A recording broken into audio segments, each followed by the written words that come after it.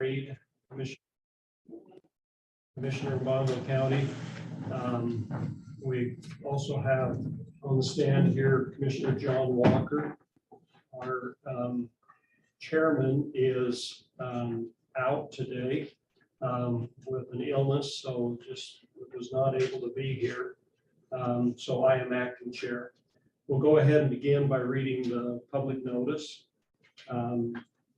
Notice hereby given that the following hearing will be held in Bonneville County Courthouse, 605 North Capitol, Idaho Falls, Idaho, on March 9th, 2022 at 1:30 p.m. by the Bonneville County Commissioners for the purpose of a public hearing in relation to the application by Jura Holdings LLC for a rezone on the property owned by Dan Siegel from general commercial C2 to residential R2.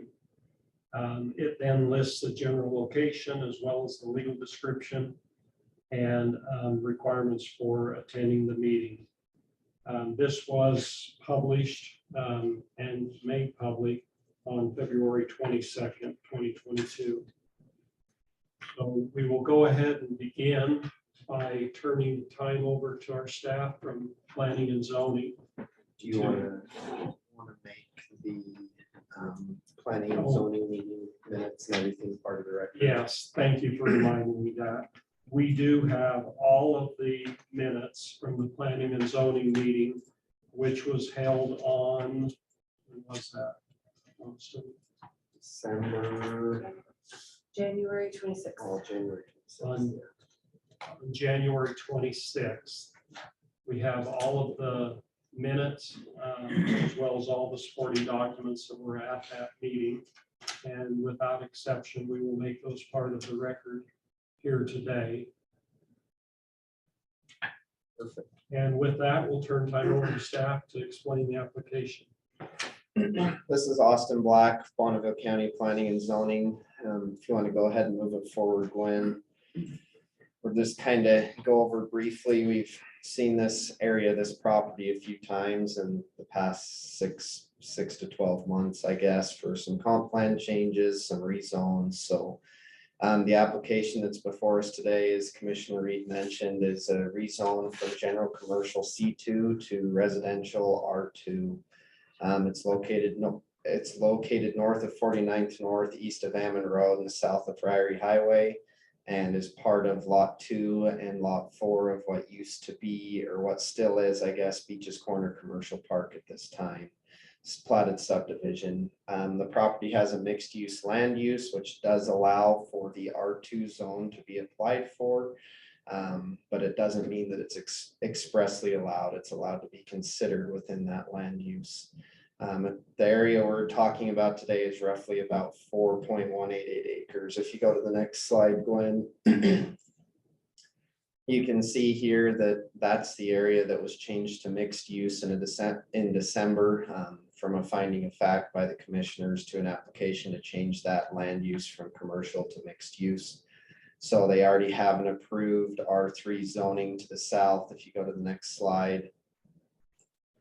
And then they're just basically applying to have that upper portion be R2 to kind of be a continuation of their project. They're proposing in that area that they put attached single family townhomes that will be in that area under the R2 use, but any of the uses in the R2 zone would obviously be allowed. The area is serviced by Iona Bonneville Sewer District as well as Falls Water and Rocky Mountain Power. However, we haven't received will serve letters from them at this time. And if you go to the next slide, just kind of a general aerial overview of the area. General things we require with the rezone between residential and commercial would be a landscape buffer between the two uses to buffer the residential from the commercial. And I think that's everything that I have. There was some comments from Road and Bridge that were in the planning and zoning meeting that were also sent as part of this meeting for your review. So yeah, and they received those. Yeah, I've received the new comments from Road and Bridge. So Any questions for me? Any questions? So with that. would you, because we have seen this 2 or 3 times, what change is made on this and what is different than what we have already? So basically, the original application, they already had mixed use where we went to R3 on the south. They applied for a rezone and that was approved by the commissioners to go to R3. Then they applied for a comp plan change for the whole area to the north. If you go back a slide, Gwen, so everything that's C2 up there in commercial land use, they applied for a comp plan change for everything to go to mixed use and that was denied. So then they submitted a revised application that basically was an application for the comp plan to go to mixed use on that section and then a little bit east on the C2, and the commissioners approved that section, but as part of the finding of fact said that the C2 over there stays the full 500 feet. So now as a result of getting the mixed use land use on that section, they're just asking to change that to residential to kind of square off their development, be able to do townhomes on both sides of the road is their plan. But like I said, any of the uses in the R2 zone would be allowed. Is there any other questions? No, so that includes the barrier between commercial and residential. Yeah, that will have to be put in there, and they'll own both properties, so they could put it on the commercial or the residential side. We'll just make sure that gets done at the time of platting. I believe when we heard this before, there was discussion that they hadn't seen the access from 26 approval from right here. Was that? That was one to the east. This access has been existing there and was I saw someone already that drove by already that approved. yesterday. Yep. Okay. That's all I have. Okay. All right, we'll go ahead and open it up then to the applicant or representative. Yeah, this is Ken Bowie. Barry Bain with Connect Engineering is present, I believe, at the meeting as well. I'm here remotely on Zoom. Just wanted to add to Austin's comments. Part of the discussion we've had since we've been approaching the project with respect to the comp plan change and the R2 rezone was substantially the justification for it was because we had such heavy commercial permitted uses within the C2 zone. We wanted to, and since we had the R3 zone just across the street, we thought this was a very good compromise to be able to reduce what we had originally asked for with respect to all of it being changed to a more residential use, but rather to just kind of divide the commercial a little bit. But the primary purpose was to create a buffer between the R3 and the C2. As you well know, the C2 zone has a very comprehensive industrial aspect to it. And we were concerned that perhaps the uses that could potentially be permitted there would be just a little bit too rough for a residential neighborhood. So the R2 seemed to be a good way to do that. And then in addition, as was mentioned, there's a 25-foot landscape buffer that needs to be constructed along the common boundary between the proposed R2 and the C2.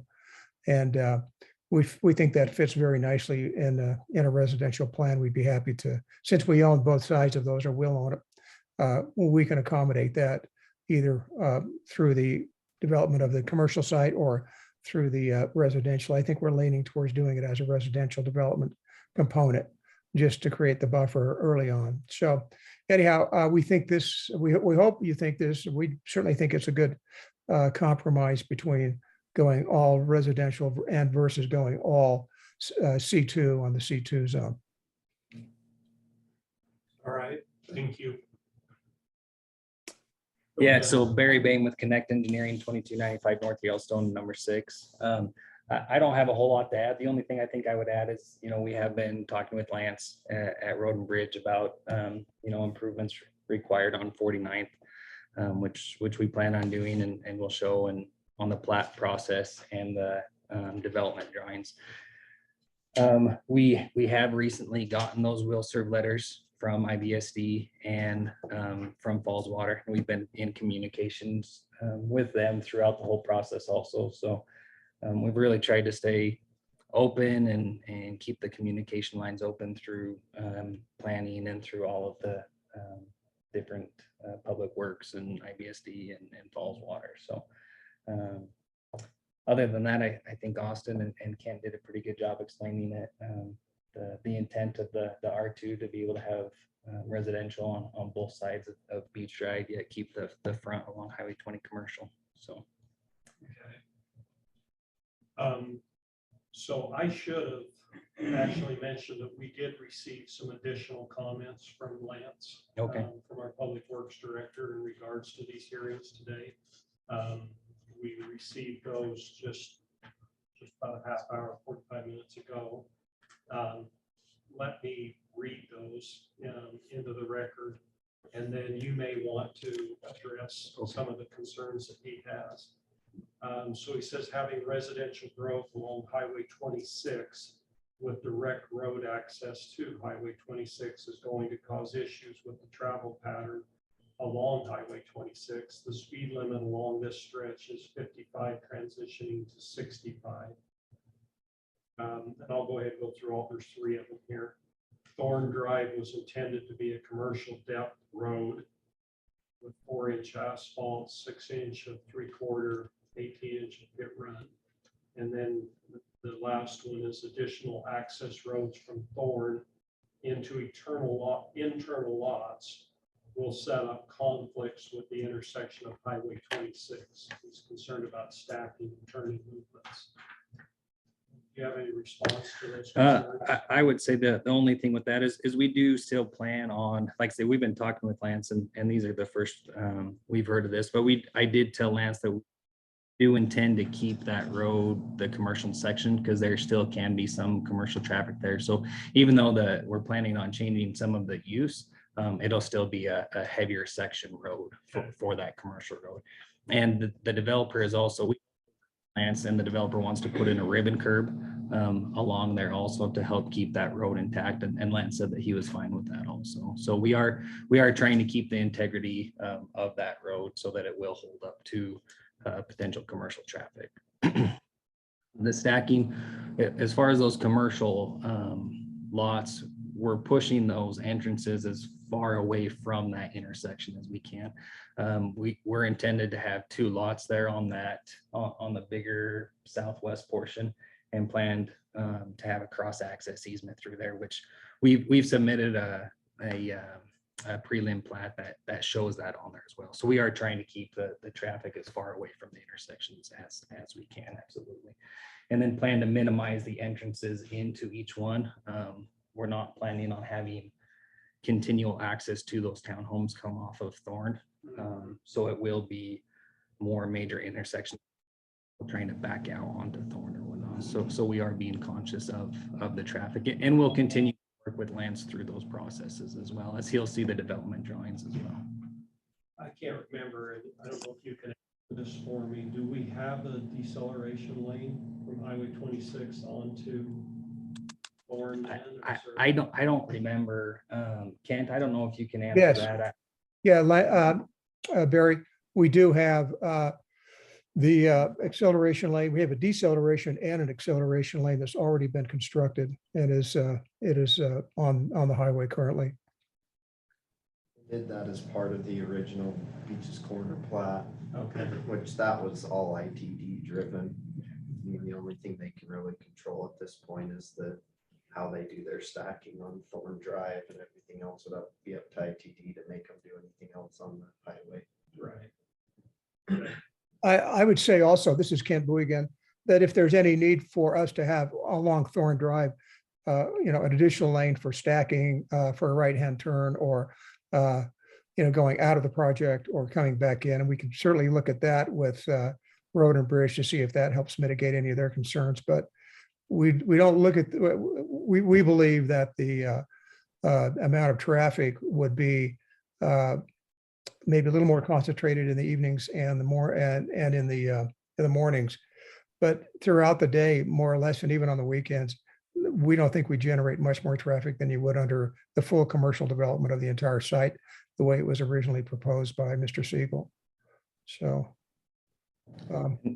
we And I guess think, oh, sorry, go ahead, Kent. I was gonna say, I think we've got some trade-offs here that I think balance, I think most everybody's concerns. And as Barry said, we're more than willing to work with the county on any issues they have on traffic.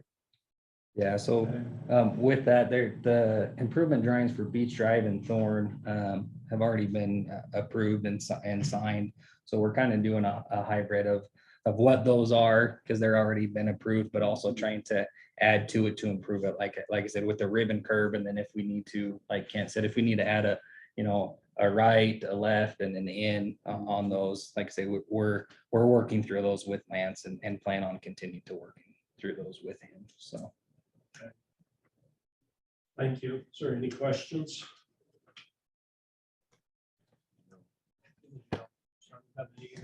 Thank you. So we'll open the hearing up to any public comment. Are there members of the public here who wish to testify on this? Seeing none and not recognizing any online, we'll go ahead and close the public comment portion of the hearing then. And I guess I would invite you, Austin, is there anything that you would like to add, or is there questions that have come up, Commissioner Walker, that we need to ask of the planning and zoning staff? I don't think so, and I think through the process, they've been really good to work with us as far as things that we need to do or adjustments that we need to make, and we'll continue to work with them as needed if those things are needed to be done, as well as with Lance. So Okay, we'll go ahead and close the public hearing then. On this, we will anticipate a finding of facts within 30 days. Is that a couple of weeks. fair enough? 2 weeks to 30 days. At which time we will then vote on those findings of facts and the decision at that time. Until that time, they will discuss with commissioners individually. There will not be any common discussion beyond this hearing. And in order to find when that decision will be made, you'll have to watch the Road and Bridge agenda, which is every Wednesday, and it'll be notified on that agenda for the date. We'll do that 48 hours notice. with a 48-hour notice. Okay, we'll go ahead and close it then. Thank you. Thank you very much.